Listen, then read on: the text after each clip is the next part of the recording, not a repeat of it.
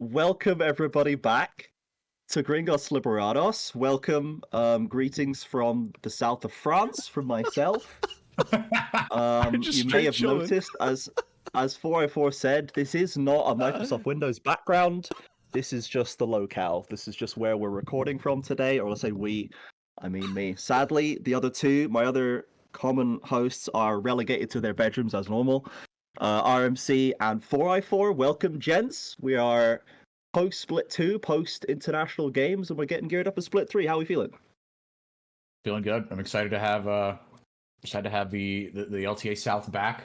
Greetings from the south of California. Not nearly as charmed as the south of France. Probably hotter still, but you can keep that. I'll have a nice 24 degrees and sun. That's all good for me, thanks. Damn, that sounds really nice. 73, which is I think in the 20s in Celsius. It's probably like mid 23 degrees. So I guess it's there. You go. We're exactly the same.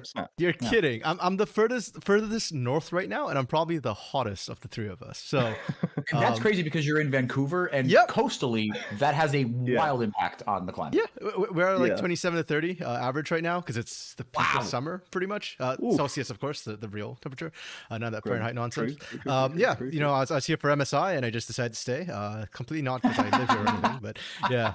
So no. I am very much looking forward to LTA South starting up again. MSI was a very mixed bag for me, at least as far as LTA South was concerned. The actual event itself was nice, but let's get right into it. You know, because we got a lot to cover today, and MSI chronologically is the first thing to look at. And you're absolutely right, RMC. You can give us the vibes from the arena, from the Canadian setting, but it was emotionally damaging for the LTA South. It's very bittersweet, right? It's ultimately, you look at it objectively and you go, I mean, it's pretty good. Like it's better, it's an improvement, it's movement, it's journey, it's progress, but it's just so close, man. It was so close both times. Like, and it was like really frustrating watching the online discourse too, because everybody was like, "Oh, this is the best performance the South has had internationally in a hot minute," and I'm like, yeah, but we didn't win a single series. We have no dubs. Zero dubs. Both things are true, because I think you and I can look at each other and sit here and say, yeah, that was the best we've ever done. That was the best we've looked. But then, to your point, Trajan, it wasn't. You have to watch the games. Yeah. And if you watch the games, you know that it wasn't the fact that we didn't get any capital R results. It's how we didn't get those results. After looking so good and setting the bar so high, the fact that in Game 5, it was just puke all over yourself, shitting, coming, pissing, sliding down the walls, etc. Just disaster hour made it so much worse. Yeah, and it didn't even feel like it was a draft issue or anything. Like, I mean, and it was... It just felt like their brains turned off. Yeah, like the FlyQuest game was painful to watch because they ran out of draft options. But like, Thinkard did better than that in terms of coaching, and then the players went on the Rift, and it was just like, guys, what is this? Like, I don't know. Is this League of Legends? I don't know. Is this Leviatán? Is this? I'm not even gonna say it's their session because they did better than that. Like, it was Fluxo W7M showed up on stage. Like, I don't know. It was really rough as an LTA South fan. Very mixed feelings for sure. In terms of the best thing for LTA South, though, the merch was fire. They gave there was the Tibbers, LTA South Tibbers, and they all come with different patches. So obviously I put the back as like really a big patch, which you can take off. And, nice. It's not sticking to the shirt, but technically it's just there. Sick. Trust. Okay, rip. So that was good. The energy in the play-ins was kind of weak, to be honest, and in the early stages. That's what I heard. Yeah, it was kind of like hop empty. I bought actually tickets for like the second floor, and they pushed us down to the first floor for the beginning. Nice. That's a dream. Well, nice because I got a better seat. Not so nice because it was kind of empty. But as we headed towards the finals, it got really packed. Like the grand finals was absolutely slammed. The energy was insane. Even like the upper finals, even the lower finals, pardon me, actually was absolutely insane. So that was kind of cool, good to watch. And I hope that they do come back to Canada soon, like Toronto, Vancouver, Calgary, Edmonton. Yeah, it was basically the same in London, where like the play-ins were mostly empty. Like honestly, when we're in the when we're in the Copper Box in London, the planes were pretty quiet. Like there was the loud, that was because that was a loud rep here. There was the loud contingent that was like 40, 50 people in a clump. And myself and Rude Dude and sometimes Middlecart and like other UK casters there, but Yeah. it was sparse for the play-ins. Ultimately, it just seems like that's the way it's going to be. Funny story about that. There was like the Brazilian contingent, of course, here to support Furia. They weren't.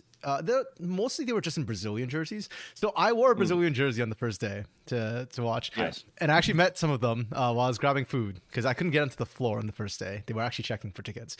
And the guy came up to me and started speaking to me in Portuguese. And I felt so bad. I was like, sorry, I don't speak Portuguese. And he looked so confused. He's like, but Brazil. And I was like, yeah, I support Brazil. I don't speak it. I'm sorry. I like it. Yeah. So whoever that was who spoke to me, if you see this, shout out to you, man. You reached out. You extended the hand of Brazilian friendship. Sadly, could not translate the hand. Still, so it was because the one of the things that came out of MSI was that all the game 5s are bad. They're all terrible. This is a fearless problem. This is everyone's running out of draft in game 5. But like, you look at the champions, fear of change problem.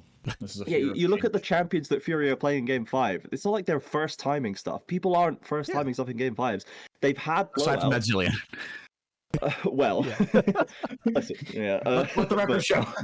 That's a North problem. Yeah, but like largely, it's not like they're pushed into into champs they've never played. And like, you know, when Gigo pulled out the Azir top, that was also a first time. But it doesn't necessarily mean that it's going to be impossible or that like you're not going to be able to do anything on it. So like, Furia have a history of pulling out like this is my special pocket that it's finally become time to pull out kind of thing. So I wasn't even that surprised they had something like that, right? So it was just, I think, maybe running out of juice on stage, getting in their heads a little bit. The lack of experience, I think, was present, especially I think sometimes for IU still suffered a little bit. Not all the time, but there was, I think, a little bit of feeling there. Tatu as well was again like largely on form and largely the same, but there were moments that felt a little bit uncharacteristic there. I think even Gigo, right? Gigo, one of if not the most experienced person there. We were Gigoning very rapidly from game to game, from series to series, all through the off season. So so what I'm hearing is Gigo performed exactly as we expected, and exactly as expected, I suppose. Yeah, but he's been Gigod for so long this year and even last year. There has been so few Gigon games, but I think we got we caught up on the debt of Gigon games international, which is fair enough. You're against the best of the best, right? Yeah. So you're gonna. Well, and we'll always have that. Your mistakes are going to be amplified in that sense. And he bodied BB. Well, if we're talking about draft issues, if we're going to game 1 the Warwick top and then completely sprint it, like what's Gigot supposed to do? Let him? He's not going to let him do this. It's like. And that's what Broken Blade did in that same season of LEC. He whips out the World Top and gets completely fisted and does nothing. Like, this champion isn't real, man. I don't believe this champion's real. So that was a bit of a freebie, but and obviously like G2 then by the end of the off season, they've like finally taken a best of series against LPL for the first time for Europe in like ever. So G2 is still G2ing and just be like, well, we'll inexplicably completely destroy the hopes of the region, but also be the only hope of the region at the same time. So it was a tough one for Europe. It was equally of a roller coaster, I think, for us over the course of that. One thing to note, though, because of MSI, the top 4 teams from last split got to boot camp in LA during the off season. And actually ran into some of them. Yeah. When I was up there for like media days for VCT doing translations, I ran into some of the players. It was cool. I ran into the only LTA South player to get the challenger on the NA server. One Morteus. He was a very nice boy. Yeah. Let's go. I've been preaching Morteus all split. Let's go. Yeah. But Furia notably didn't because they were at MSI and then they had to go to another tournament after, so they didn't actually get to go to LA at all. They didn't boot camp in Vancouver either because apparently after they got knocked out, they left like immediately back to Brazil. They're just going.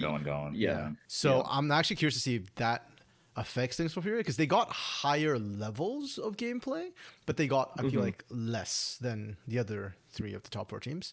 Quality over quantity, perhaps, I think, for them. Where you're getting a few scrims and stage games. I think, importantly, international stage games against strong opponents, as opposed to like a lot of grinding time in a different environment, at the very least. So, yeah, I think they're definitely not going to waste it. And from the way they were talking in interviews as well, I was particularly impressed, and I have been all year with Tuts in the interviews. Like he's had a massive glow up and has returned to being like the best mid in the region this year. And at the international interviews was clearly incredibly motivated, very confident in his and his team's abilities to perform in a like individual and team scenario, and is very frustrated when they can't do it. And that's the attitude you need to have, right? It's not like we're showing up to have a good time and just learn what we can. It's like, no, we should be able to take wins, and we were so close, and I'm mad that we didn't get over the line because we were right there. So Tuts is continuing to just have like a blinder year for me in terms of like attitude, presence, socials, interviews, gameplay. Like it's massive for him. It's massive for him. Yeah. Yeah. Yeah. And I mean, look, Furia should be back, right? I mean, we get a guaranteed spot at Worlds, so should be it should be them and Pain. Well, I mean, we'll see, right? If we're fighting over the second spot and a certain narrative about LTA South's ability to even contest that second spot, maybe is it they're doing us they're actually contesting the spot, or are they going to do a Sabrina Carpenter at her tours impression? Maybe a little in question. That narrative, I fear, is suffered a little bit. It's almost over like the season. Second best LTA North team C9 could potentially lose to an LTA South team. Wild as it might be, yeah. Who knows? But I guess we'll never know. I guess literally there's no way to find out. So it'll have to be speculation. Sadly for the rest, but that is like, and you make the point that Furia, I don't think there's any reason for us to necessarily go into the next split not assuming, in the same way that we did with Pain from split 1 to 2, that like this is probably the best team. And with Furia, what they showed in the finals, what they've now shown at international is exceptional. It is very, very good. Gives us a lot of hope that we are still moving in the right direction. This team, obviously, that has so much height still to reach, I think, with the life of the players, the relative youth of the team in this composition as well, that there's no reason for us not to be optimistic, I think, about what this team could continue to show for us. And then it's all about the second place to get their act together. You know what I mean? Like if Furia can do it, then like let's Pain and IE and let's study some tape and make sure that we can continue to throw it back in LTA North's face. That'd be good. I still think Jane could take Furia, but if we're talking about these other teams and potential second place, we should probably start getting into a little bit about what we're looking at and which team could kind of get there, because only two teams didn't change between the splits. So between 2 and 3 as well, when we have like more time to settle into a roster vision from split 1 to 2, I thought there would be less of this. I'll be honest. Sure. I thought there would be less shuffling, but I don't know what I thought, but it doesn't surprise me. Just don't bother thinking about it, because then you'll never no expectations. You cannot be disappointed, cannot be surprised. Yeah, but we have the teams up here. Besides Pain and Furia, everybody else pretty much had to make a change, right? Because realistically, Split 2 was all about Pain, right? Like they were supposed to be the chosen ones. They were supposed to dominate everything. And then Furia beats them. So obviously those two, I think, are feeling comfortable with where they're sitting. But everybody else, like they weren't even in the conversation. So they had to make some changes for sure. And I think the only other one which maybe I could have seen not making a change was VKS, but yeah, well, Kissy, yeah. I mean, because from what we heard from the line that was being taken, like the party line from CL implied they would not change through that playoffs run. The community perception, I think our perception, was that the mid lane was more of a problem than it was being reacted as, and they did then change it straight away. Pretty much, it was like the first roster move of the offseason was this one. So Miryu has dropped from IE. We did not expect Miryu to be leaving IE. I think that's for sure. No one expected him to leave that vision necessarily. And goes to VKS, replacing. Don't even remember his name. Do you want to look at the IE side? Kissy. You're replacing Kissy. Kissy. Okay. Yeah, here are both your roster changes. So. Yeah. So for VKS, it is just the same, but with Miryu. How do we feel about the upgrade there? I guess from Kissy to Miryu, in terms of like style fitting in the team and actual performance. Like, is there much to be said beyond? It's just better, or is there anything that might change from VKS because of this?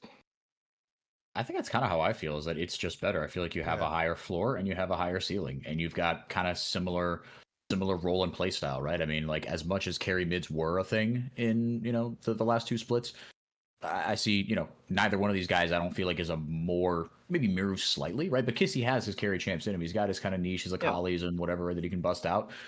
He's got a carry performance in him, and I think Miru is just a souped up version of that. Yep. I think Kissy's biggest problem was just straight inconsistency. Like, you don't know what 100%. To expect from him, right? Like, he randomly throws sometimes. Sometimes he makes amazing plays, but more often than not, he just doesn't. And he doesn't even win his lane consistently, right? So I think anybody who's consistent would have been better for VKS, just so they can kind of build their and just know what you're getting. Know how, because Disamis is such a flexible player. Bull's going to be a carry no matter what, though he has had some tank performances. He's becoming more flexible, that's for sure. I think he's becoming a more easy piece to work with. But when I look at pretty much the entire roster, like Disamis, Mortea, Strimby, all of them are good at inflexible. So they just need a mid laner to decide the style on how they want to build around. So happy to see, that they got an upgrade, straight up upgrade there. I think Kissy's going down to Kate Stars Academy, where he's been before. I think he just needs to figure out what the hell is going on with his playstyle. If he fixes his problems, he'll be back in tier 1 in short order. The other interesting thing was Smalley has pseudo-retired. I say pseudo-retired because I don't know if he's just taking a split to do this or whether he's actually retiring as a player. But he's joining Cade as a coach now. So yeah, hilarious. I mean, he did wonders for them last year. He's got vibes. He is, and that's even like CL explicitly almost said that he's a vibes guy. And he's going to help be a leader, a locker room leader, I suppose, for the team, and maybe help foster another figure of that nature in the team, perhaps, to help someone step up and be that person on the Rift, because that might be just what they need, is a bit of a force of personality on the Rift to help bring the team together, because Smiley is quite experienced as a player. He doesn't have that much tier 1 experience compared to many people, but he's been around for a long time. He's been in a lot of teams. He's worked with CL for a long time. He's actually literally older than many of the other players, just because he's been on the earth for more time. But like, that he can actually bring quite a lot of that, even if he doesn't have like championships under his belt. He has plenty to offer to that team, I think. Still, he had all but here in Brazil, right? Like second place. So yeah. Mm-hmm. Well, so I think we all kind of agree they're in a good spot. They upgraded. Do we think they could be? Actually, let's see that for the tier list. Let's talk about Isurus Estral, because that's a team that got low-key shafted by Miru, but that wasn't their biggest problem. No. Yeah, they got divorced. Isurus Estral ceases to exist now. We've got ISG instead of IE now by Internet Explorer. The logo change. Yeah, it's just straight Isurus now, and Isurus. They've lost Summit. They've also lost Yang and Solid Snake, their coaching staff, who has all gone over with the Isurus side to LRN. They're going to try and qualify into LTA North through the promotion system there. And that left them, I mean, they still have good core, right? Jose Deodo, Snaker Ackerman. Yeah, Snaker Ackerman as a bot lane was arguably the weakest laning bot lane, but their team fighting is really solid. Jose Deodo has been the big carry. So Zoan and Liza coming in from LRN. I'm going to be honest, I don't know much about either of them. Yeah, I mean, it's going to be a rough one, I think, no matter what. I mean, this almost feels like, it doesn't feel like you're waving the white flag, but like, if you can't hold on to Miru and you're going to have to like play for a promotion spot, like, Isurus' task just got that much harder. I don't see them. I mean, RMC, as someone with more CD knowledge than us, I guess outside of the Academy teams, which Cade and Red Academy seem to be, kind of the two best teams in CD, what non-Academy team do you see that is better than this right now? I feel like there are a few, right? Stella, right? Kaboom. Right, yeah. I feel like those teams are probably going to take the spot. Seems a weird one. I mean, this is weird for me for Isurus Gaming specifically, because technically on paper, their upgrades were actually some of the best that the North could afford. Zoo 5, I recall correctly, I think they finished 3rd in LRN. But they were dominating the regular season. Like, they didn't drop a single set in the regular season. Wow. So picking up a player from there for Liza, their mid laner, I think that makes sense. Liza also played with Grell on that Zoo 5 roster. Hell yeah. So he's used to having an aggressive jungler, and I think that works well with Jose Deodo specifically. From Infinity actually ended up placing 2nd by the end of the split, and I think they were in the regular season 3rd. So generally, again, a fairly solid roster to pick players up from. So yeah, and then Fuego's Fuego's coaching staff. Fuego is a team in the LRN, I think, which has generally done pretty well in the past. And I think last year they had like a super team roster. So I assume the staff knows how to pick who they pick. So because of that, I'm looking at this roster going, I can kind of see the idea. And Isurus will naturally want LLA players since they are an LLA org in the first place. So yeah, are they better than all the CD teams? I honestly don't know. Yesterday or earlier this week was the start of CD and best of ones. Everything's in chaos. I don't know what's happening. I didn't even watch the games live. So yeah. I don't know.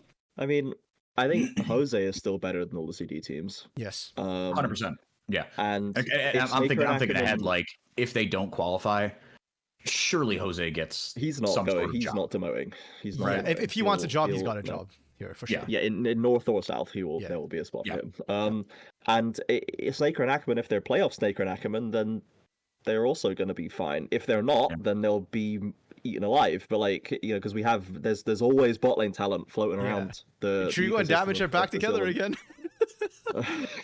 Are they actually? And they will come third or second as they always do. So that's not gonna matter for I suppose. Matsukaze has gone back to I did see that, dude. He's back. I love that Matsukaze's back, man. I remember that's one of the OGs from when I first started watching the season. Matsukaze. Crossmel's back in mid lane too. Sorry, Desave and Matsukaze were popping off in Velios. In like a Velios Zeri depths meta. So in terms of Zoan, Leza, Ukir, and Leon, I'm a little worried that it's all from different teams. That it's like coaching from one team, mid from one team, top for another team. There's no inbuilt synergy there with these players, like at least not recent.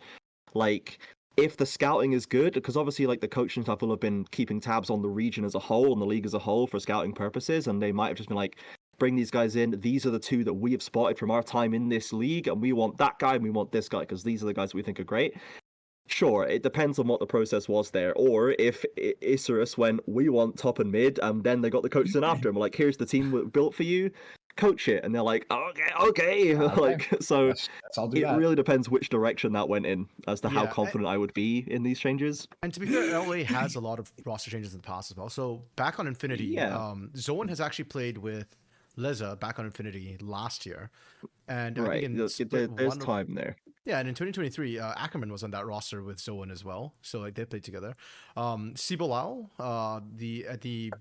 this year, 2025, end of last year, there was a team actually with Zoan, Jose Deodo, Kaze, Snaker, and Ackerman. And I think that was the original dream team that they might have been looking for. But now Kaze is. But Red didn't want to let it go. That's fair enough. I mean, Kaze actually played, I think, on. Was it Infinity? As one of the mercenary teams he was on for like when he was jumping through all the teams. So, yeah.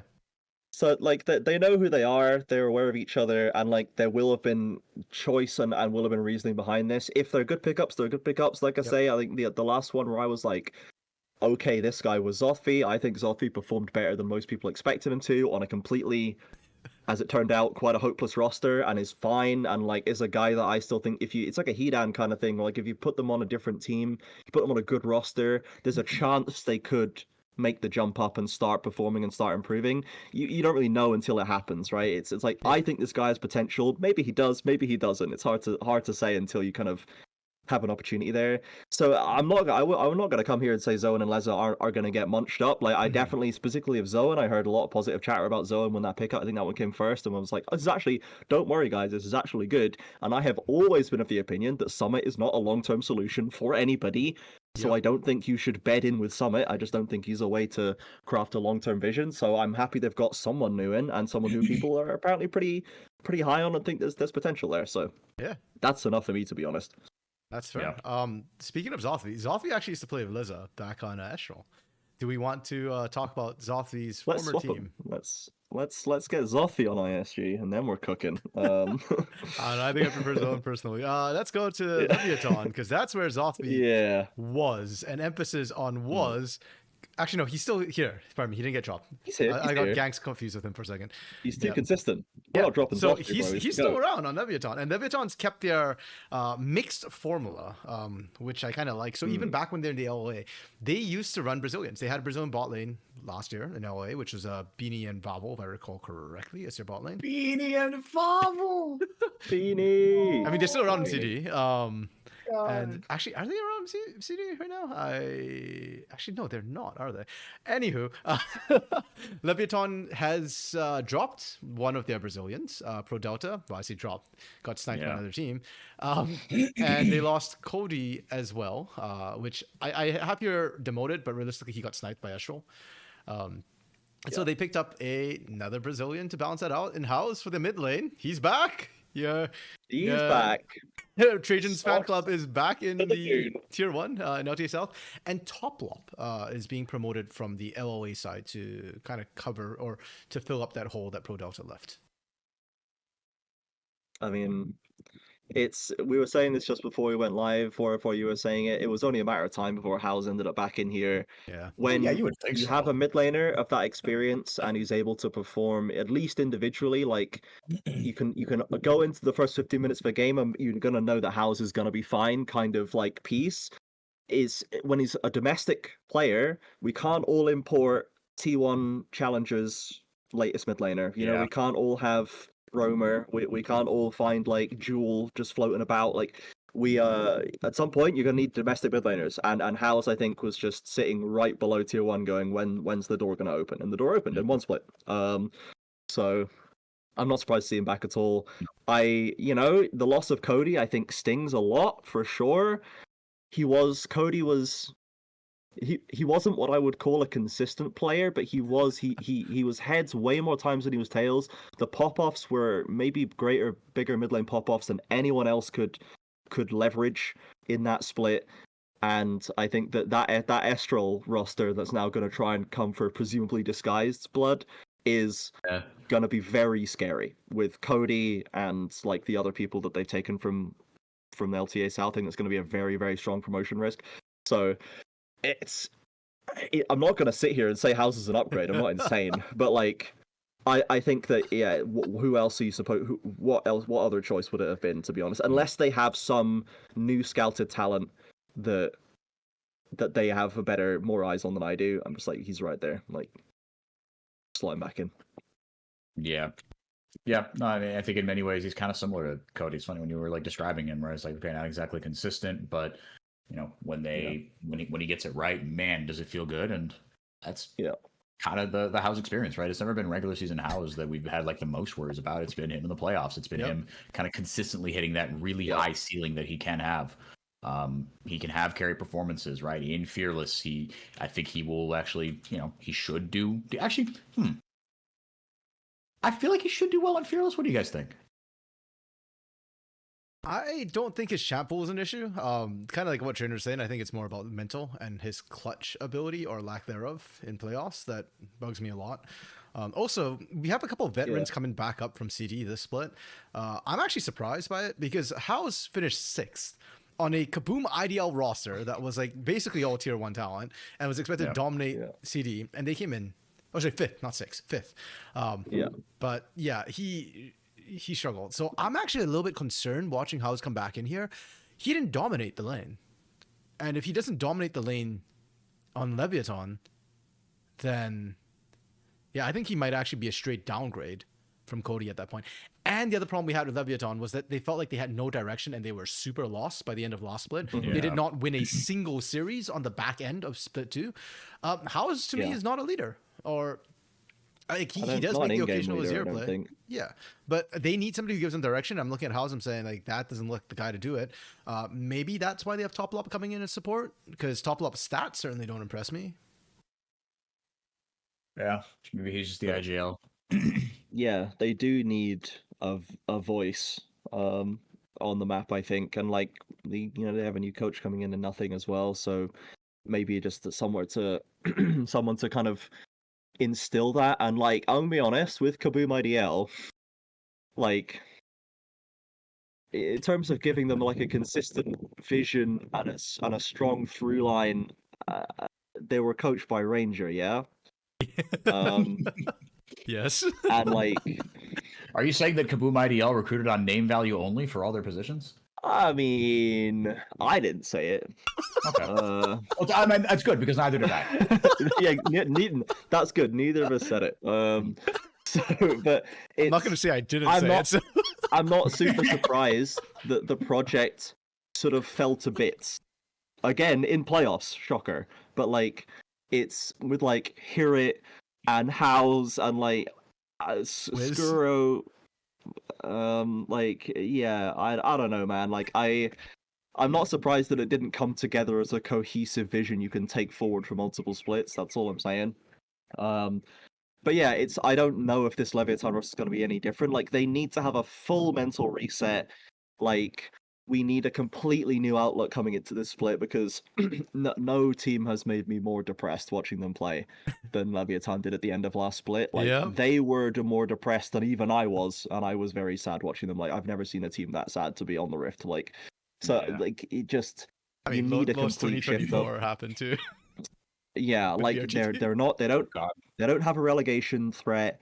Like, just try and like, because Fluxo W7M like gave us some hope and some positive feeling, and yes, they got more or less ranched up and down the split, but like they got a couple of wins and they were playing games and trying till the very end. Like, let's see some of that. Like, Leviatán, that's kind of what I expect this to still be, is that kind of roster. But like, let's actually do that. Let's do what Fluxo are doing. Let's not just fold like paper mache, you know. And I'm kind of praying Toplop is the guy to make that happen, because I don't. And needs to be the guy. Someone, because it wasn't any other guys like Seos, Zothfi, Scary. They're all there before. I didn't do it. And fun fact about Toplop, he only recently swapped to support. Oh, great. He swapped in 2024 closing split for LA. Before that, he was a mid laner. What was his previous role? Mid laner. Mid laner. Huh. So it's the Crostiel Niski playbook. Crusty Mel, yeah. Man, it worked for Crostiel, not gonna lie. I thought he was a great support. Toplop kind of worked for Niski as well, to be honest. So True, and he's definitely like an in-game leader kind of guy. So it's been done. It's been done. Yeah. And for Toplop, what's interesting too was in his the playoffs 2024 closing split, he started as their main support, and then he had to split time with a name we might recognize. Nia went over in playoffs. Wow! Oh, baby. And so Toplop had to split time with Nia, and then Nia got dropped again, so Toplop finished the split as their starting support. Nia. Yep. Sag. So I don't know. Okay. Statistically, I checked his stats as well. Toplop, like his stats didn't particularly impress me in LRN this year. He was kind of mediocre, maybe slightly above average. So I'm hoping he's the IGL that Leviatán needs, because we've seen what happens, right? Like split 1 Leviatán, split 2 first half Leviatán. They looked great, and I think a lot of that was like with Pro Delta, with the never say die attitude. If Toplop can replicate that sort of success they had, then I actually think this roster could do damage. I don't think it'll be a top finishing roster, but it won't be as depressing. It might be a lop finishing roster. More lop than top, sadly. It might. We'll see. Now, you did mention Fluxo W7M as the other roster that struggled last split. Shall we head over to them, or you got something else? Let's take a look. Let's take a look, because we need to follow Pro Delta on his journey. True. And he was going to arrive into the support role, taking over from Geeks that has been bumped down to Kaboom IDL, and going to join up with Marvin and Fu still there. Aoshi, importantly, being given another sort of come on, man, potential-filled, previously capped project that we have maybe a chance for Aoshi to have something more to offer than that split 1 at Loud, which was just to forget, I think. And I think with Marvin giving him a new support, like, fine. Marvin was really picking up by the end. Fu obviously is still Fu, and we have a lot of time for him. Pro Delta had a pretty bad split on Leviatán, let's be honest. So I think let's just get him out of there. Let's see if we can get back to second place Pain Pro Delta and away from 7th place Leviatán Pro Delta, or maybe in 8th place. I don't remember how that shook out. Wasn't good, that's for sure. But the top side is the big thing, right? Yeah. RMC, we were like mentioning Yampy as like we were fishing for junglers in the system at the end of last split, and lo and behold, here he is. Yampy's back.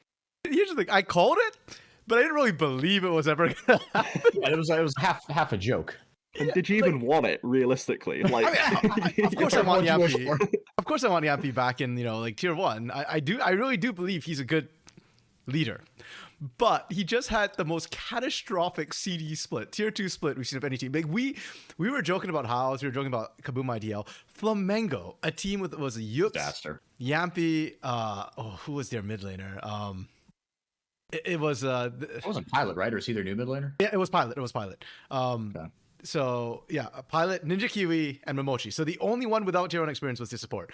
That roster finished dead last, almost got relegated. Okay, they made it. They survived relegation, but they went into relegation in the first place. Like what? I just don't. And Yampy frankly looked kind of lost in CD. It was like he was completely on a different page than everybody else. So a little bit shocked to see him back in, but him and Aoshi I think have always been a good pair to work together. And Aoshi probably wants a veteran to help with this team, and I do feel like Yampy. Look at previous podcasts for my reasoning for Yampy being back. So glad for that. Yeah. The one that shocked me more was Curdy coming in the top lane, because Wasn't he teamless last split? yeah, he didn't play 2025 split one. Bench rider. Yeah. Yeah, and to be fair, I think he was a sub on Loud at the time, so that's why he didn't play in tier 2, because he was acting as like a sub and understudy, I guess, for Robo. I've heard good things about Curdy. A lot of people have said that he's a really good player. He's really willing to learn and improve. So I suspect that's a big part of why Aoshi is willing to pick up Curdy right now, is to develop him as a player.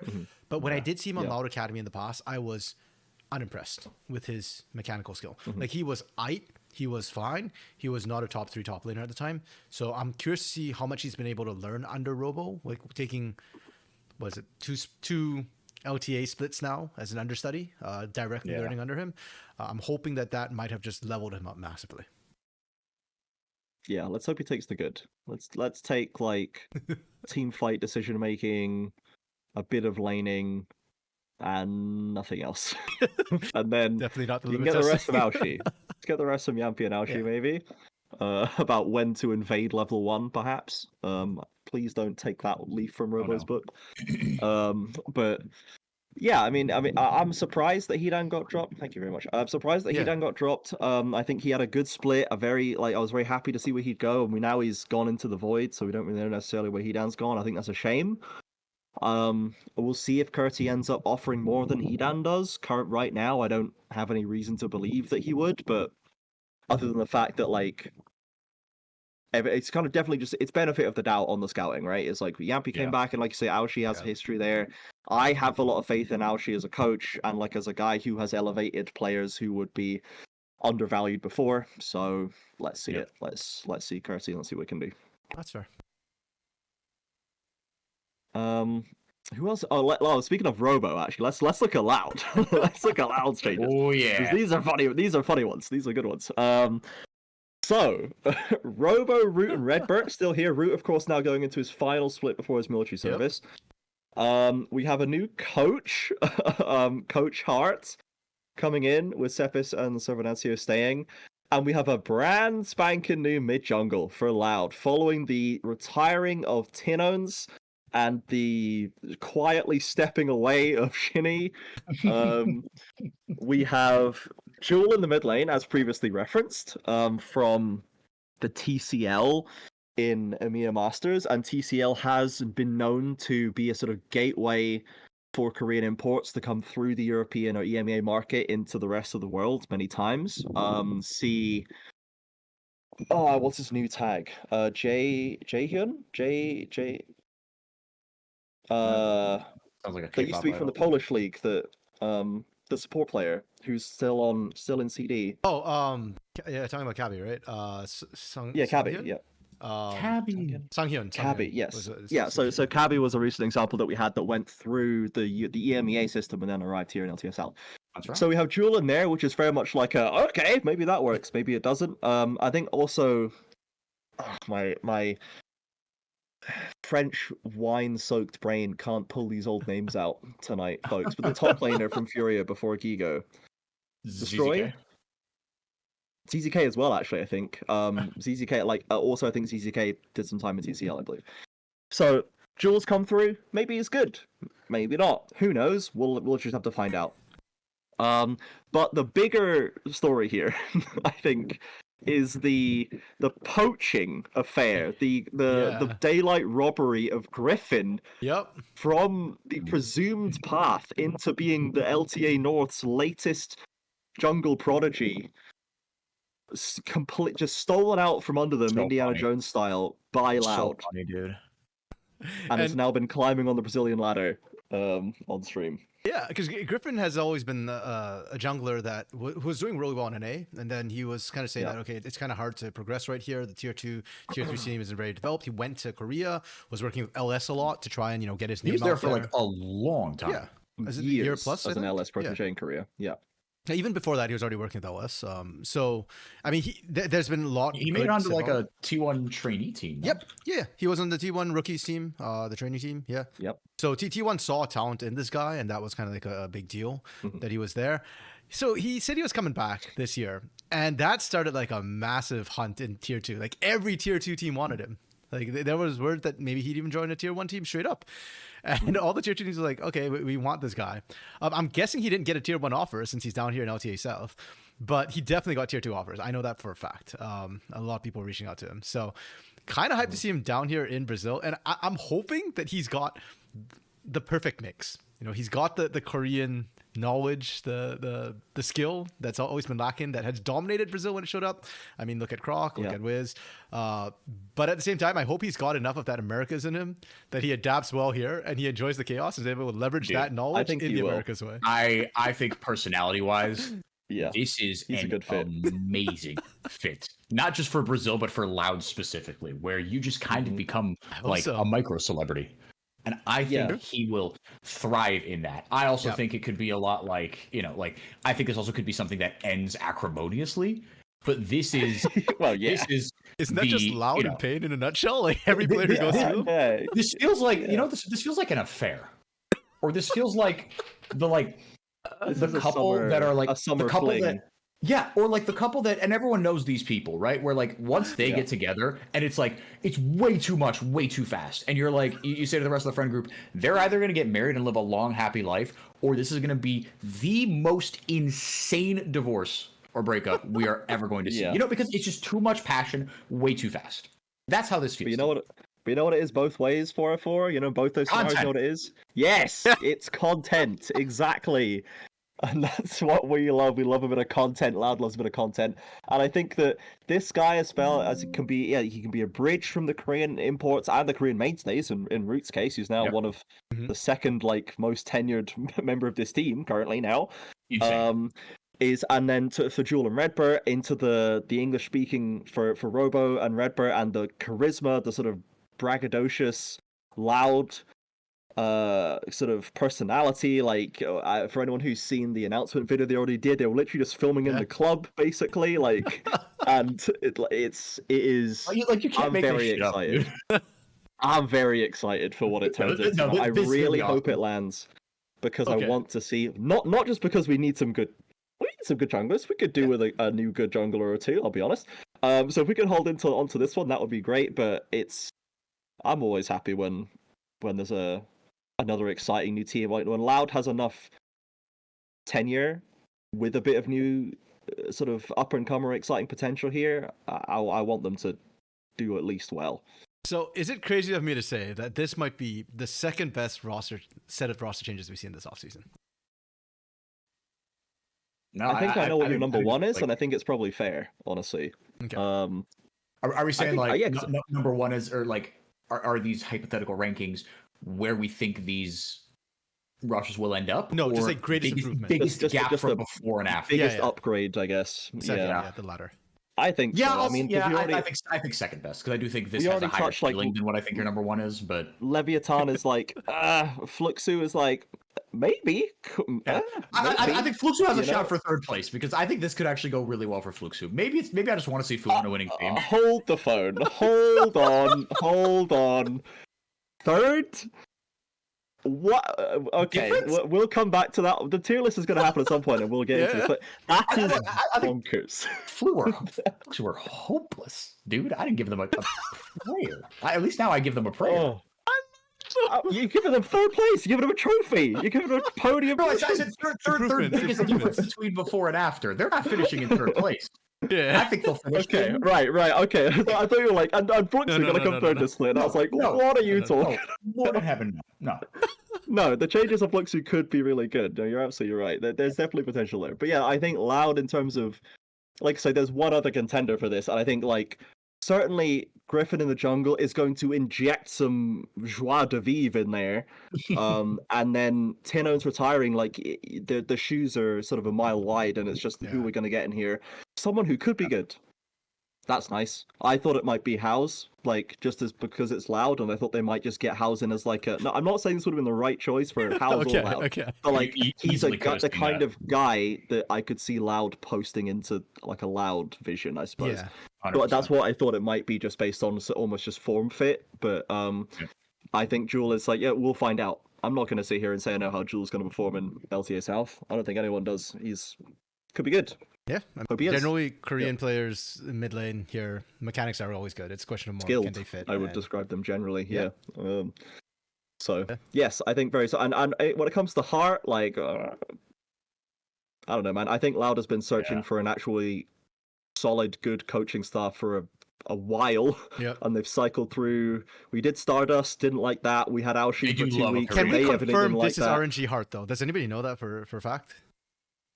I mean, if they got Stardust, I'm not surprised that they could get RNG. Okay. I mean, RNG got relegated and they're gone anyways, right? So RNG are in the ether. So I think it probably is. Okay. That was my assumption going in. If that's the case, I am hyped for this roster. If it's like some random Heart, then I'm just like, I don't know at that point. But like, who knows? Yeah, but no, Loud's not pulling a random coach. They're not. That's not what they've been doing, right? Like the biggest random coach they've had recently was Aoshi. And that's like, and he's not a random. And they hated him and dropped him in like a month. So, no, I think they want big. They want. Ironically, like, I actually think Belzy was their biggest random coach, and that actually worked out really well for them. It worked out really well. And you can be like, how much was Belzy doing like the Coelho approach of like, you guys want to do what? Cool. Honestly, the more I learn of Belzy, the more it sounds like that might have been what he was doing. He wanted to be a positional coach. So. Dude, he literally just took the first door out before they'd even stopped winning, I think, right? So Anyway, so I think this is good for Loud. It's good for Loud for sure. And I hope that it lands, because I want us to keep Griffin, because that'll be good memes, and LTA North would be really mad about it, and that's funny. And I think he can be a franchise player. Oh man, I want Griffin to beat LTA North team so badly. Dude, we want to take him, want to snipe him, and then beat him, and then take that like third spot for Worlds. Actually, the on the back of tier Build-A-Bear perfect scenario. Biggest meme possible. Oh my! No, I'm gonna be insufferable online. Griffin, if you can do that, I will become a Loud fan. Number 2 after Pain, but I would support Loud at that point if you can do that for me, Griffin. Yeah. I'll be your number 1 fan. Cash in honorary fan memberships to support Griffin taking something from LTA North, just as we took him from them. Just the funniest thing. Okay, shall we look at what I think is the best off-season let's look at the best one. Yep. Here it is. It's Red Canids. We finally have the Red Canids rebuild. We've been waiting for the Red Canids rebuild, and here we go. FNB and Frosty hanging on, and Frosty remaining in support, notably, as there was chatter he might go back to AD carry, but that's not been the case. So FNB, Frosty staying, Talkers into coach, which is pretty hype. From IDL. And Talkers, literally everybody knows Talkers kind of deal, right? And like everyone, and like Peter Dunn and those have said they really liked working with Talkers, and he has a great mind for the game, and was designed or understood to be a good fit for coaching, I think, for a long time after he retired from playing, and we'll see if this can be a success there. But that middle slice, gone is Aegis, gone is Brunsey, gone is Bago, gone is Grefthar, gone is Coelho. It is now Doom, Kaze, Rebello in for jungle mid AD carry. Kaze, I think we also are coming a mile off. Doom, it was, do you want to put Aegis with Kaze, or do you want to keep Aegis, or do you want to use the other jungler you have? And Doom is there. And then Rebello actually being brought up into the AD carry spot, I think, was maybe the biggest surprise for people. But RMC, how do you feel about Rebello, given their playoffs run, and given like now that he's being somewhat, not unceremoniously, but somewhat more of a sudden shift with Rebello coming up? Because everyone was talking about Kaze, everyone was talking about like, is Frosty going to move? He's going to do this. I don't think people were talking super loudly about Rebello before the announcement was made. That's fair. That's fine. I think Red Academy last split or this year surprised a lot of people, because the roster was similar to what we saw in 2024. And it wasn't amazing. It was fine in 2024, but this year they leveled up massively. And I love that Red didn't just take the whole academy team wholesale. Like, I'd have appreciated that because of the existing synergy.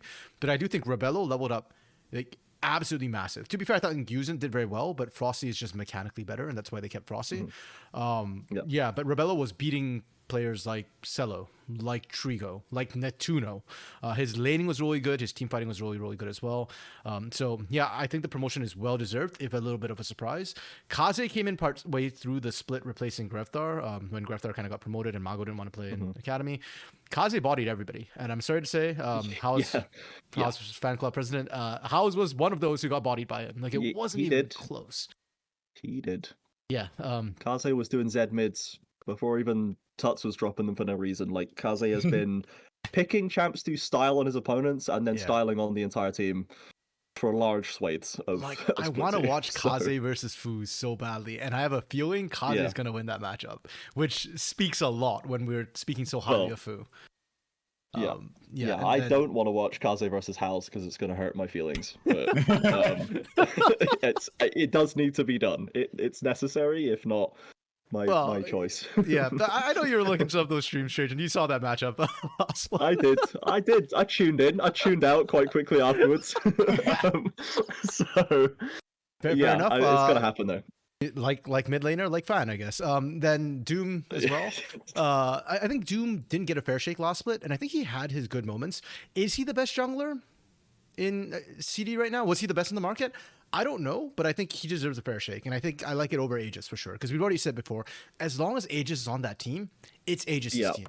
So not so much because Aegis didn't perform, but if you want a clean break, you had to get Aegis. It's not a rebuild unless you drop the Aegis Coelho partnership. I think is you just need to put that to one side and see what we can do elsewhere. I think Doom was good. He's fine. We saw him literally play in LTA South last split for Red, and the team played well around him. So I'm okay with that. But overall, I love this rebuild from Red Canids. I think it's going to be a bit of a surprise and shocker for teams who are not prepared and who might kind of look down on Rebello and Doom a little bit because of the way Red Academy has been in the past, or if they have misconceptions and they didn't update last split or earlier this year.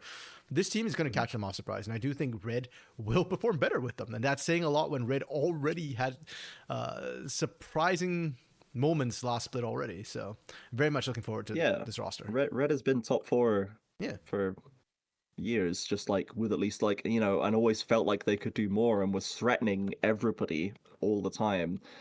But I think if they come in going, we're used to Red not having a mid laner because Grefthar is in jungle or in top lane or just doing something else, and then we know they're used to having a strong bot lane, but now it's an academy bot lane, so now we can play through bot. No, maybe not. Don't necessarily assume that.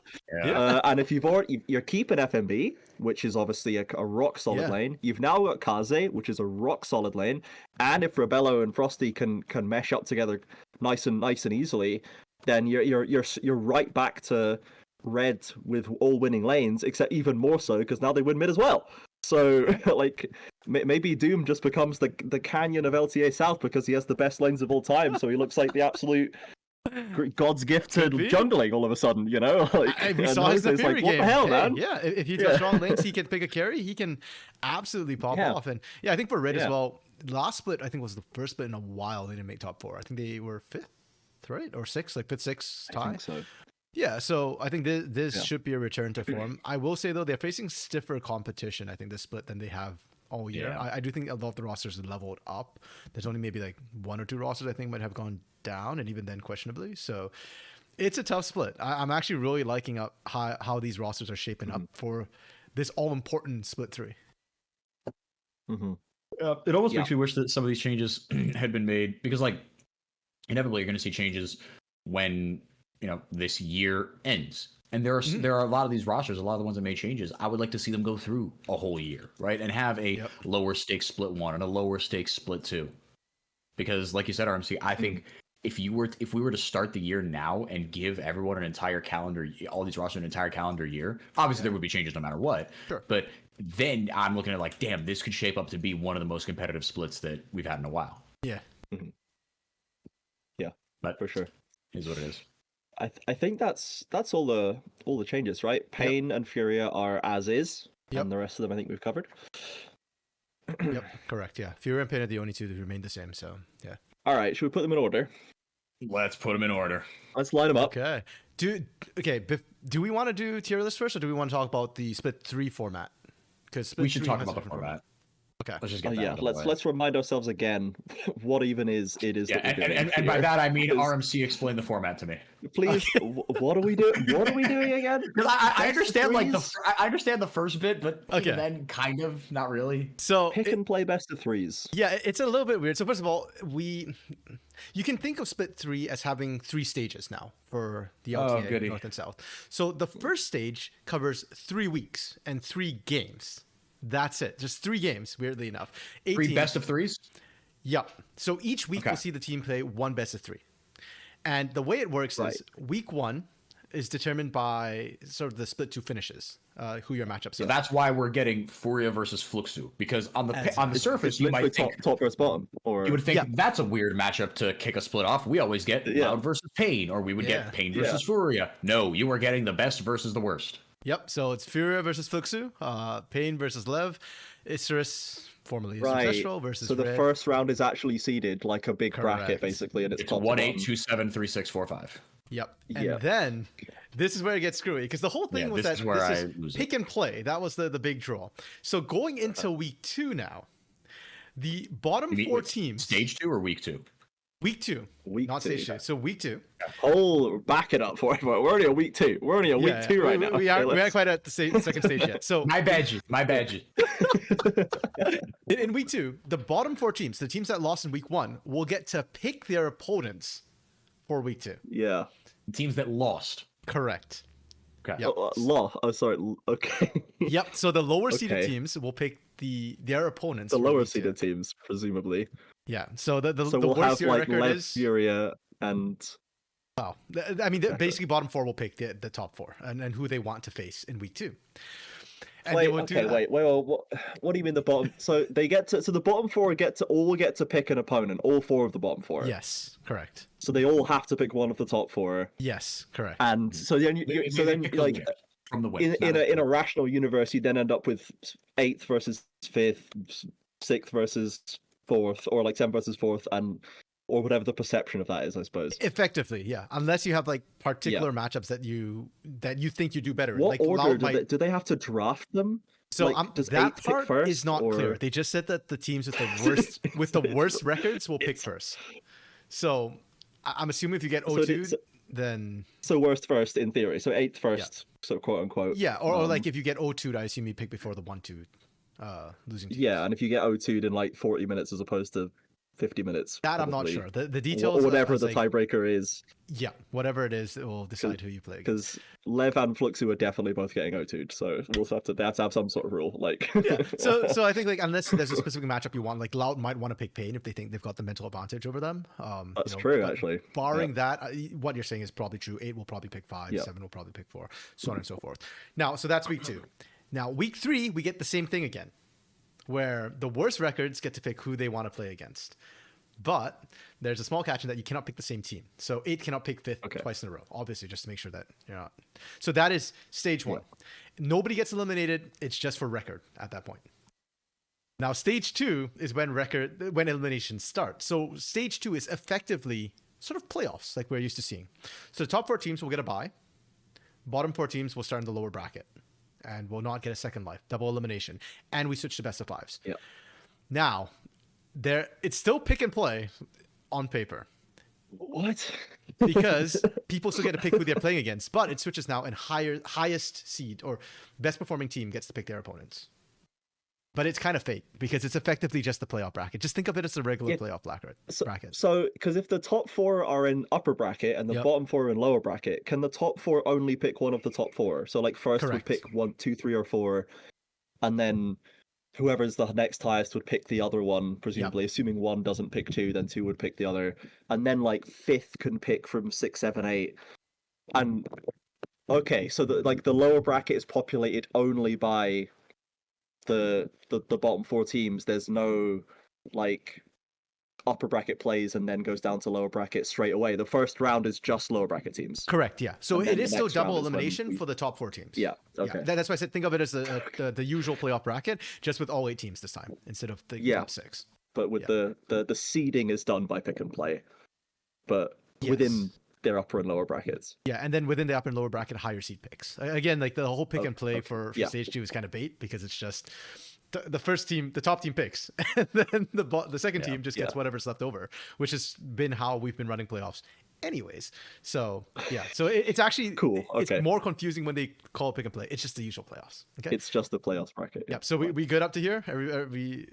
Why for it's we've had playoffs already, and we're not even at the final stage. So I don't know.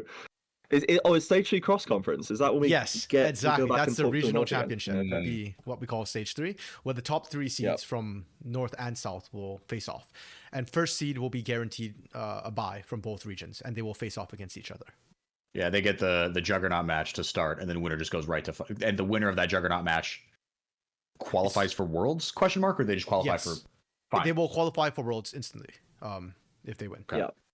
Yeah. Well, so is it like the first seed? So at the end of the stage 3, which is 6 teams, 3 from each, the highest placing south and north team automatically make it, and then the next highest placing from whichever one it is makes it, or because like if the juggernaut match happens, then like surely. Yes, actually, you're right. It's north versus south. Yeah, in the because first seed each. guaranteed because it's a gauntlet system. Yeah, for the championship, where only the top 2 teams, only the first seed from each region gets a second life, but that pretty much guarantees that they would be 3rd place in a worse case scenario. Yeah, so let's say that Furia beats FlyQuest in the Juggernaut match. Let's say, so FlyQuest loses and goes down to the end of the gauntlet, and they're like fighting their way up, and then even if let's say Pain then arrives in front of them and beats them, to the FlyQuest still makes it because they're the highest placing north Correct. team. They would be 3rd seed. Yeah. So and then Painwood as the second. Yeah. So actually, that adds even more weight to the second stage, because if you come in as first seed out of your region, you are guaranteed a spot at Worlds. You're the guaranteed rep, and then everyone else is playing for the optional 3rd slot. Yep. Correct. Okay. Yeah. So you want to finish first in stage 2. Yes. So stage 1 is just for seeding. Ideally, you just want a top 4 spot just to get the second life. Yeah. Stage 2 matters a lot in terms of you need to be top 3 to even make it regionals. And if you get first seed, you're guaranteed a spot. And then, of course, the regional championship. It's a lot of pride on the line as well, because this is the first split that actually counts. First split doesn't count. Yeah. There was no trophy at the end of it. Whoever wins split 3 wins the LTA. Period. So for the South, if you want to stick it to the North, if y'all win, you need to win. The North can't say squat anymore, because it is a best of 5. And you're just LTA North champions. You're not LTA champions. Yeah, exactly. Whereas if the South wins, then they're just flat out the LTA champions. 404 will unprivate his Twitter and unleash himself upon the social media landscape. Oh, it's already on private. My DMs have been open from the rip, y'all. All right.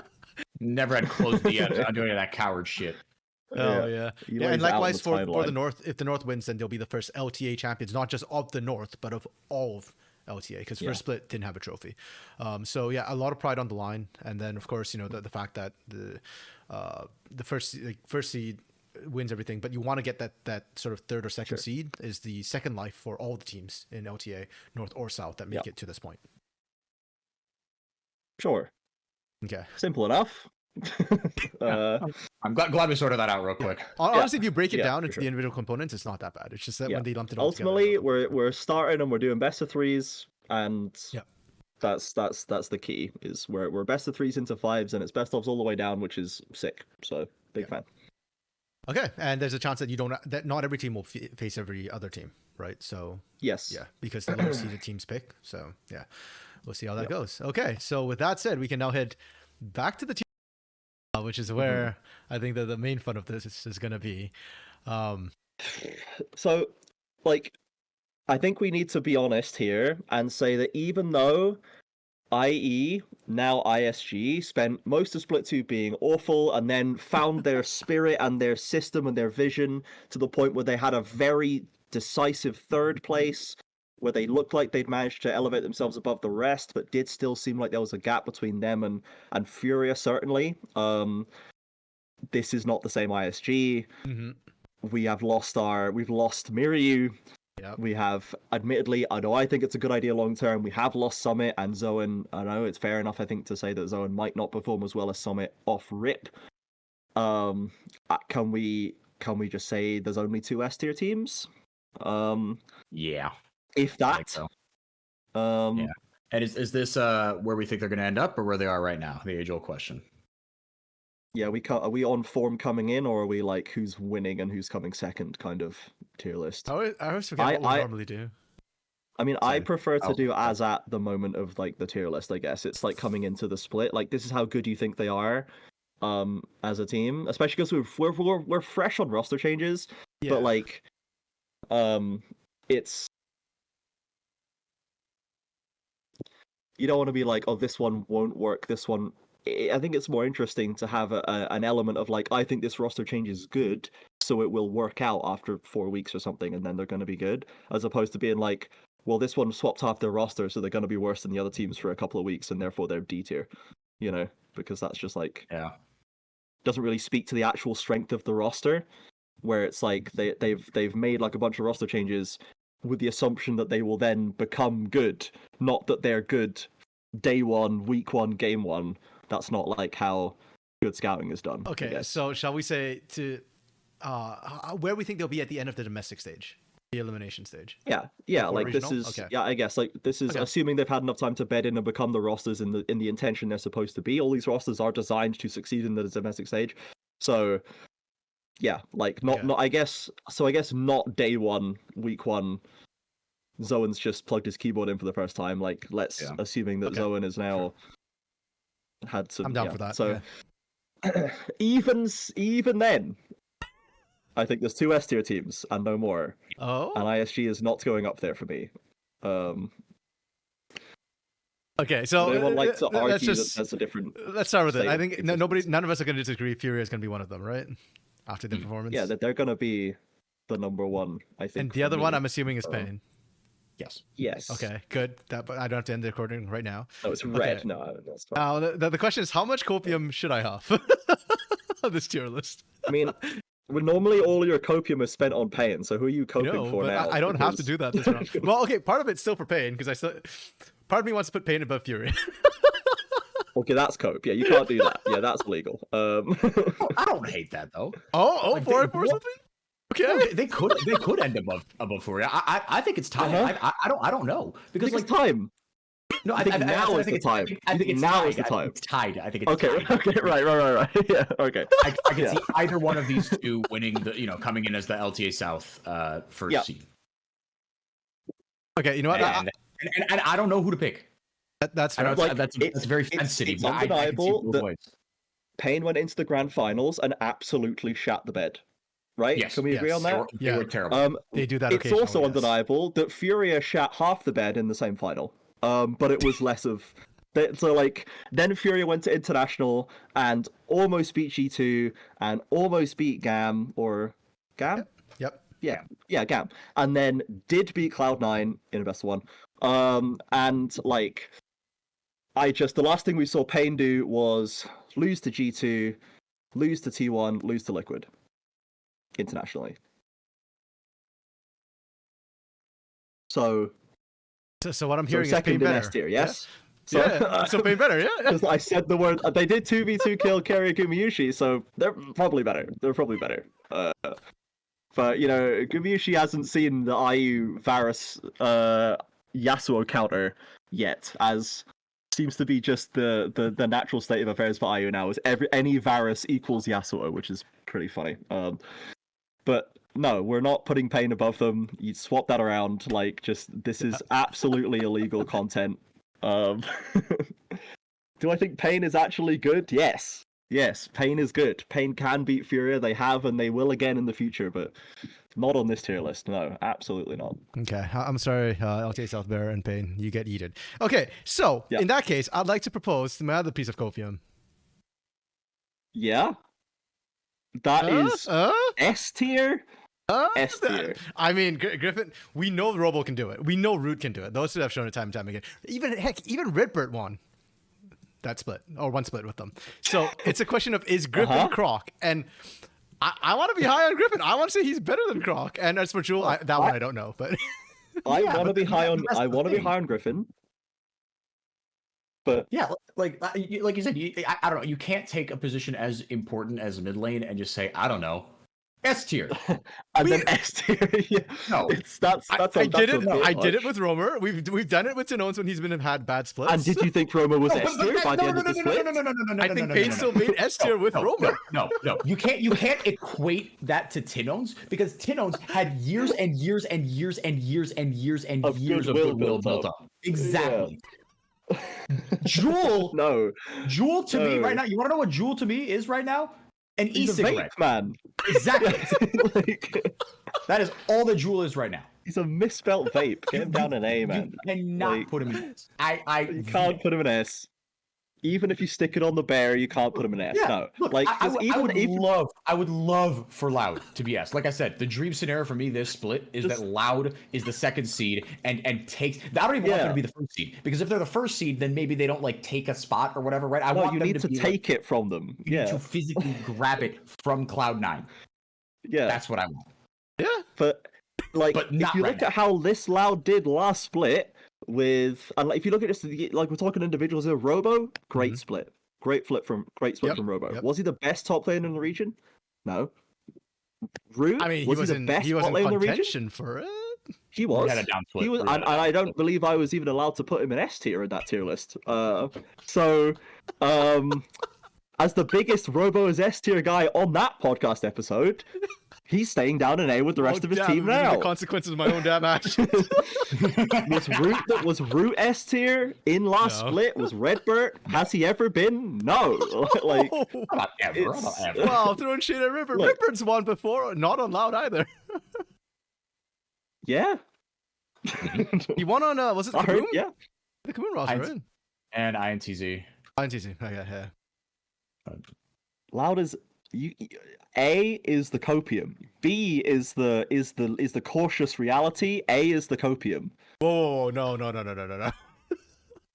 I think Loud will be A with the roster that they have. Griffin is. I think they are going to end up as A because I think Griffin is very good, and I think Jewel is at least fine. And I think that this is the change they need. I think Aoshi couldn't do it for this team, right? Yeah. Aoshi couldn't get this team coachable, so we've had to throw the whole thing out. And we've got Heart in off a completely failing brand of RNG, but I think there's I want to believe in Griffin, right? There's a lot of reasons why I think this is a cautious B, but I do want to cope it into A. Okay, I will cope it into A. I will manifest it into A. I will join you coping it into A, but it's a cope. We're coping it into A. No. It's faith. I believe in Pain when none of you did. They've always been top 2. I believe maybe Loud can get up top 3. That I believe. 100%. Okay. Yeah. For do you want to puncture that bubble? If not, we're leaving it up there. No, I'm good with M&A. Okay, perfect. I think this team could legitimately be really good. Okay. Yeah. Fluxo W7M, Aoshi's team. Now it's time for 404's real cope for Fluxo third.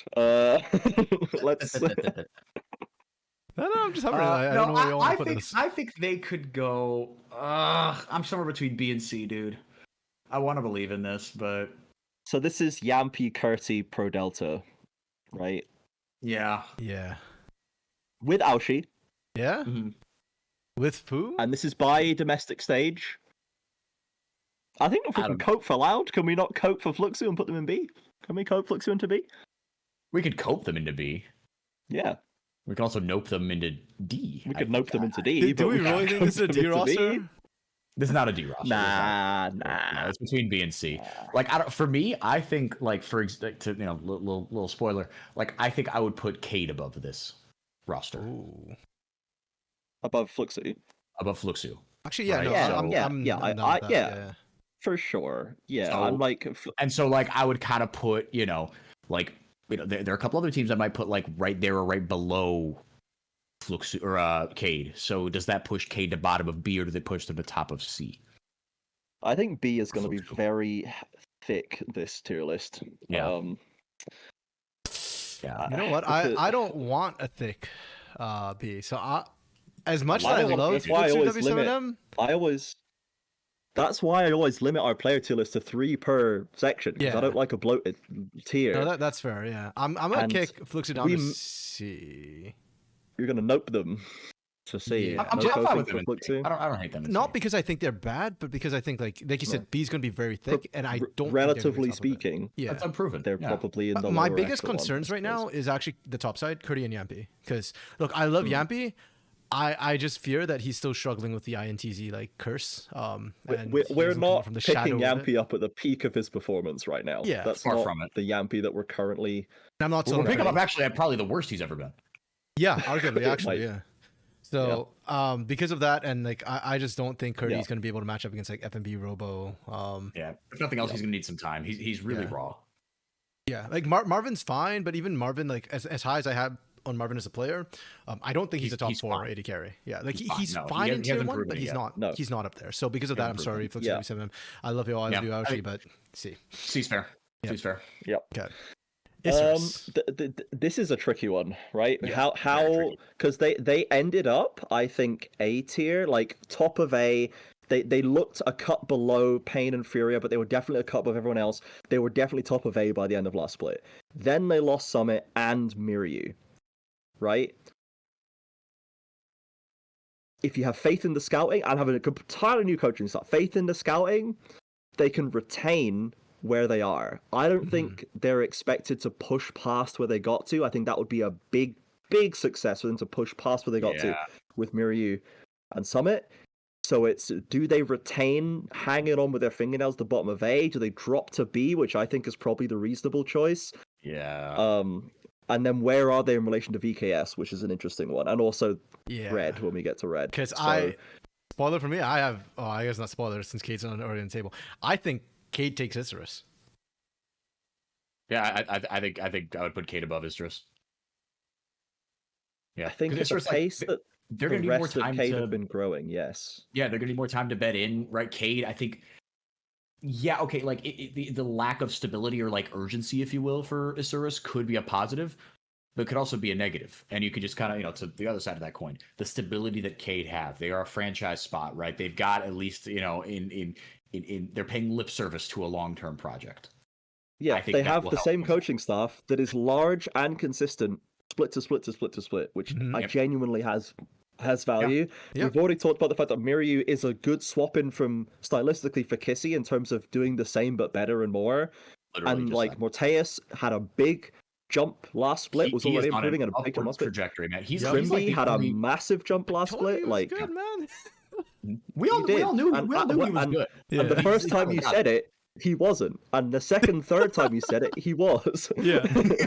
Unlike Marvin, which has been a really consistently. Yeah, it's just been a rough one. Marvin's been a rough one. Forever. Yeah. So I think Isurus Estral, I think reasonable, they have to be in B. I think that VKS could take them. Especially because I don't necessarily believe that Snaker and Ackerman's playoff glow up is a forever change. I think that they might fluctuate between the peak and the trough. I don't think they're going to just decide to always be the peak now. I think there's still going to be a problem. I'm getting massive Mikal vibes from Snaker, and it's that meta. Wow. Like it's the meta of Senna, Jinx, Smolder, like Sivir. Like that's Snaker bread and butter. So don't forget Zeri. Don't forget the Snaker Zeri. The greatest Zeri in the region, apparently. RMC, that was one of your more base takes. Yeah. I mean, it's just a Senna, man. Whenever an 80 carry just gets Senna specials, I'm just like, that's Mikal. Like, yeah. And Smolder too, to be fair. Okay, I think this is a good placement. I do think VKS take them on balance. But if they swapped, Yeah, okay. Understandable. Okay, fair enough.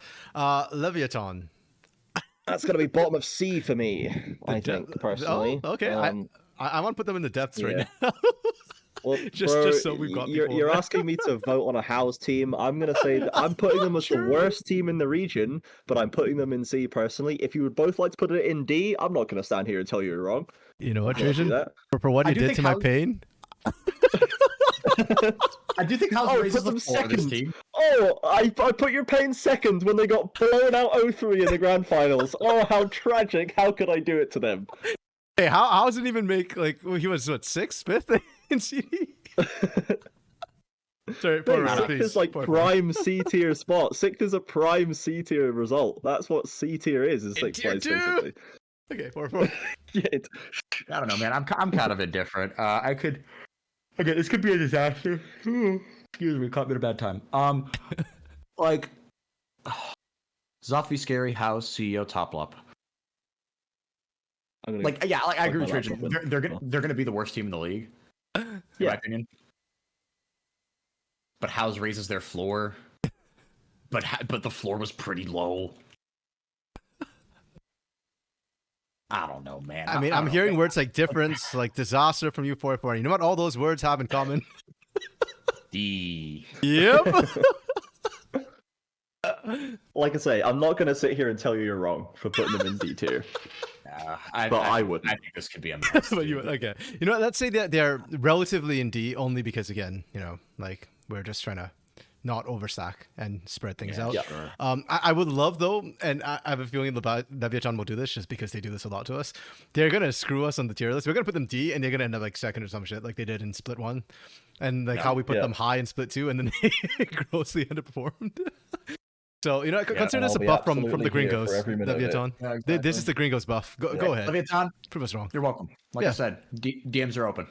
You know, send a jersey or something my way. Hit us up. Hit us up. True. Okay, Red. Now, this one is the one I think, this and Loud were the ones I thought we might split on. So, where do we think Red goes? I would say C. C. Oh. So, you think they'll lose to Isurus? I think they could. But like, I don't know. Balance, could be a jungle gap. Could be a jungle gap. Yeah, man. Like, look, but this red roster is like the prime reason why I said like I want to see more than one split of this roster, because no one can sit here and look me in the eyes and tell me with a straight face that after 2025, in 2026 kickoff, we're going to see these exact same red roster. You're out of your gourd if you think that. That's just not going to be true. And so I think if this was given enough time, could they get to B? Yeah, and I think even this split they could get to B. But this could also take a long time. It's a new era of Red, and the question is whether it's a transitional era or if it's the new era of Red. And like, Kaze continues to knock heads, Rebello settles in straight away, FNB stops running it down and goes back to like last year or 2023 form. Doom continues to grow with nice lanes to help him along the way. Like, there's a really positive path for this roster, or none of those things could happen, and it becomes like, well, that didn't work. Let's just blow it up again next year, because they now don't have the like, we can always go back to Aegis Coelia, we can always go back to Aegis Grefthar. There's no inertia with this roster because it's new, so they're not going to feel like, oh, we need to make sure this works and give it time. I think if it doesn't work, Red has a bit of a history of, especially last year, of a bit sort of a flighty roster making. Reactive. They were clearly very reactive last year, this year. And if it doesn't instantly work, do they just throw the baby out with the bathwater before it has a chance? Like, it's hard to bet on this until we know how Red is going to treat it. And I would love for them to treat it with the respect I think it deserves, which would be bottom of B.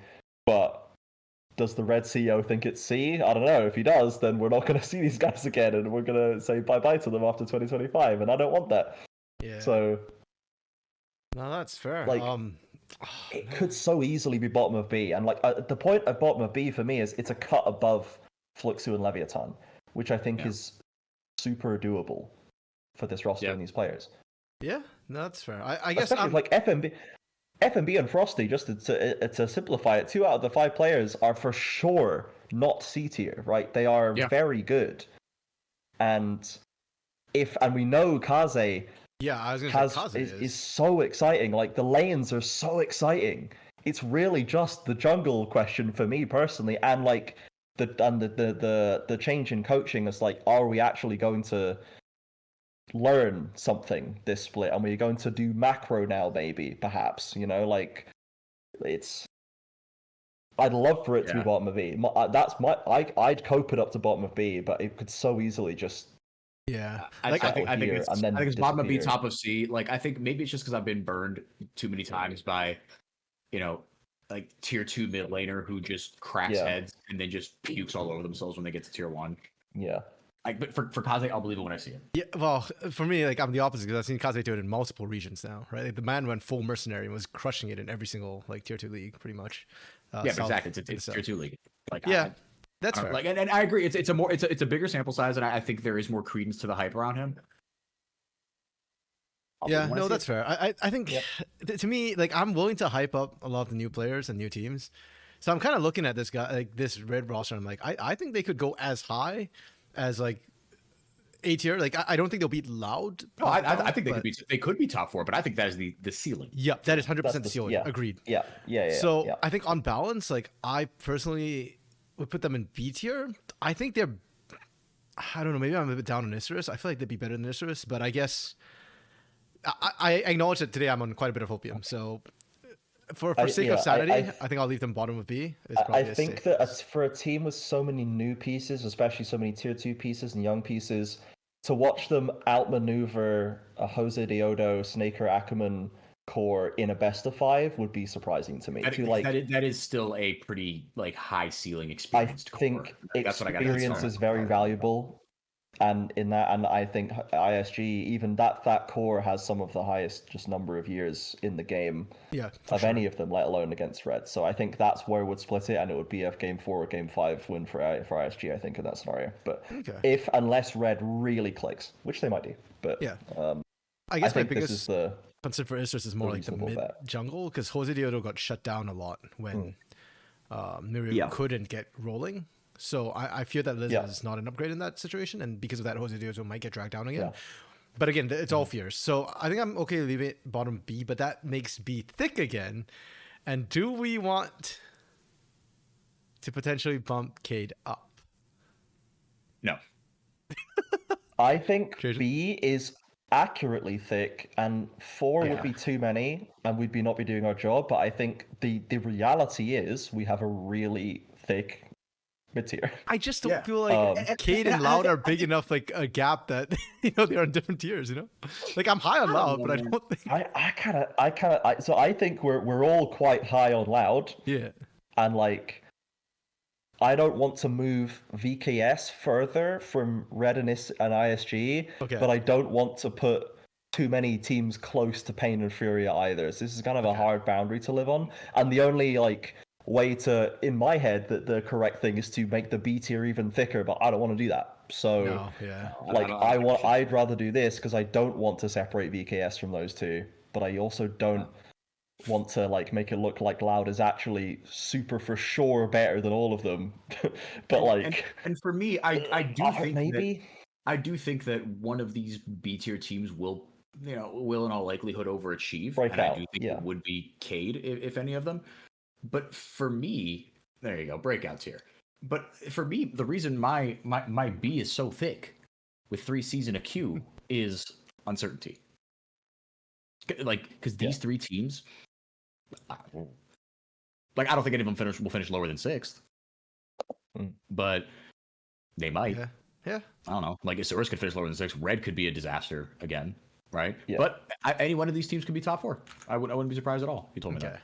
You know what? Given the spread, I kind of feel bad putting Leviatán down in D then, because the spread between Fluxo and Leviatán is not that wide. I just did it for the spread, really? But yeah. What a surprise. Yeah. Well, yeah. If we're gonna make B thick, then I think Lev should go up. If we're gonna bump Cade up there, then I'd leave Leviatán down there, because then the spread's more spread.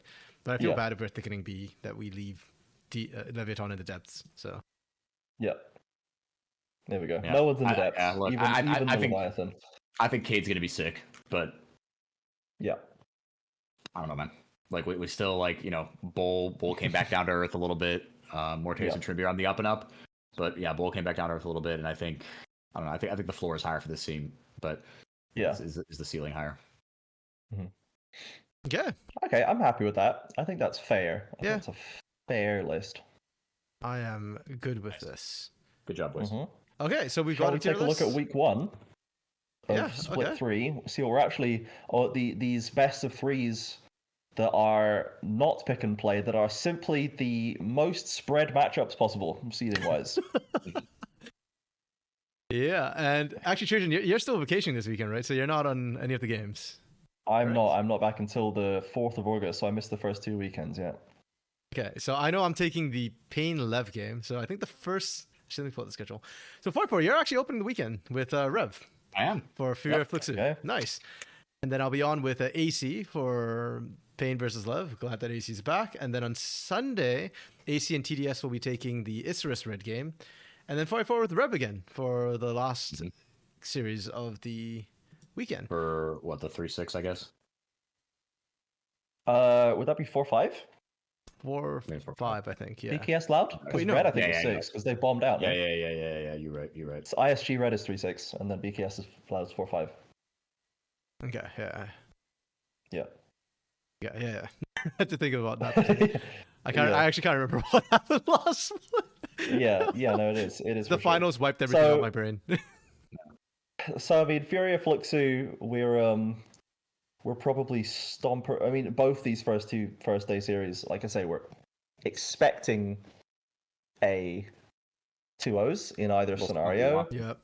We're looking for in Fury of Fluxo. We're looking at the top side in Fluxo because Furia plays quite heavily through top side quite a lot in the lane. Ego gets a lot of attention. They take a lot of grubs. Like they take a lot of top towers.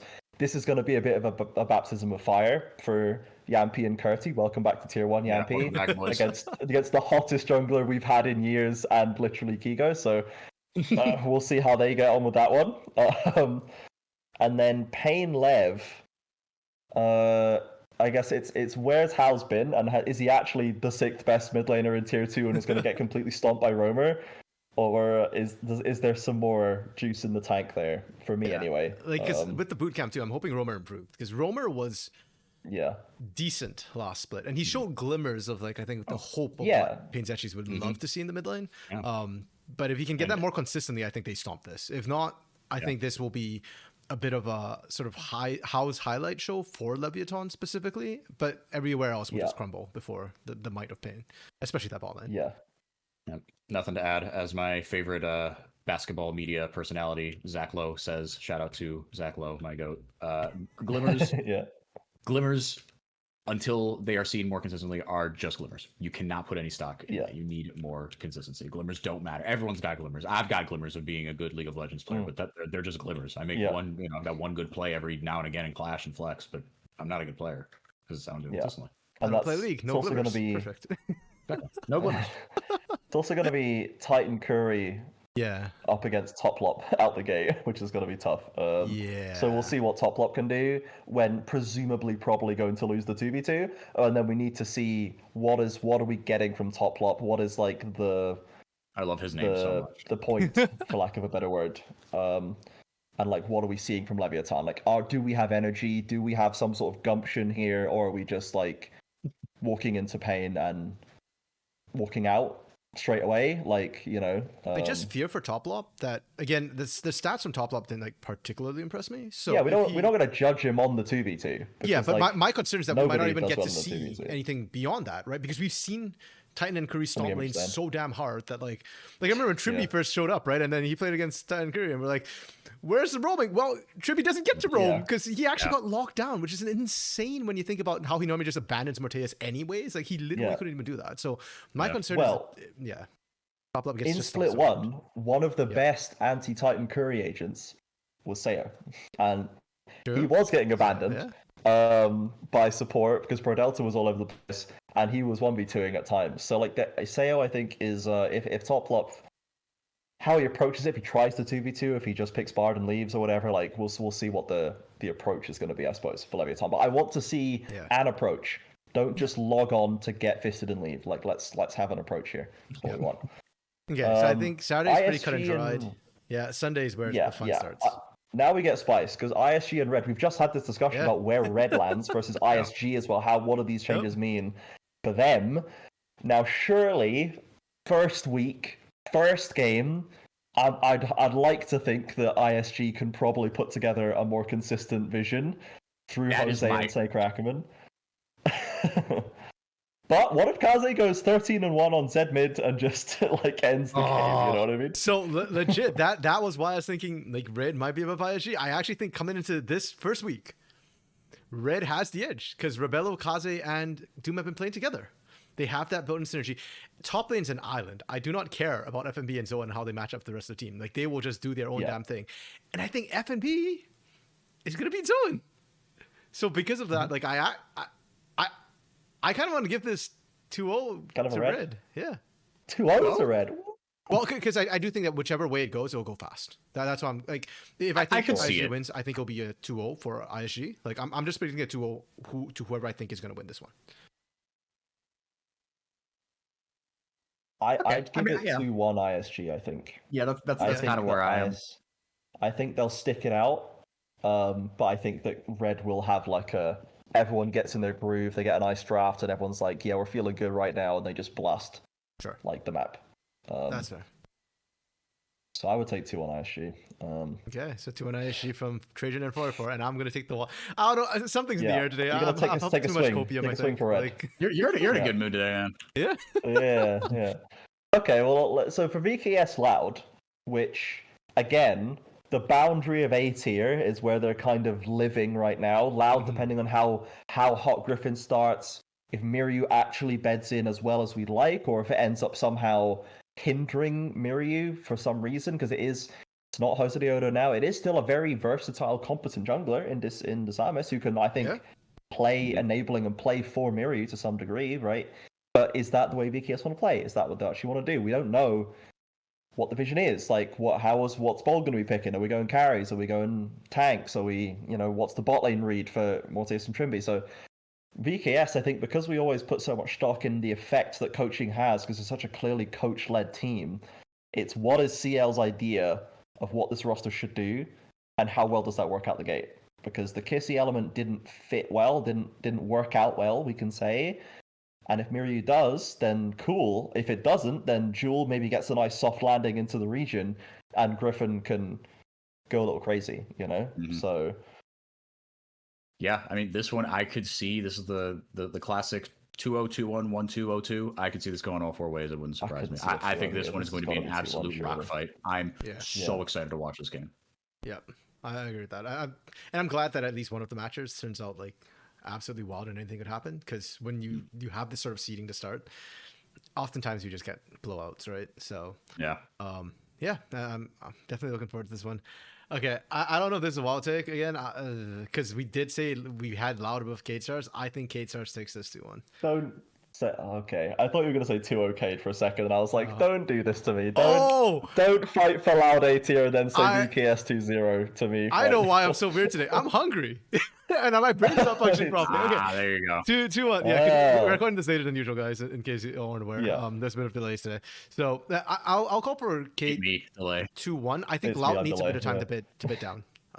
No, I mean, I think that's fair. I could see Cade 2-1 because, like you said, Cade they have their systems in place. They have 40% of this or 80% of this roster is has played together before.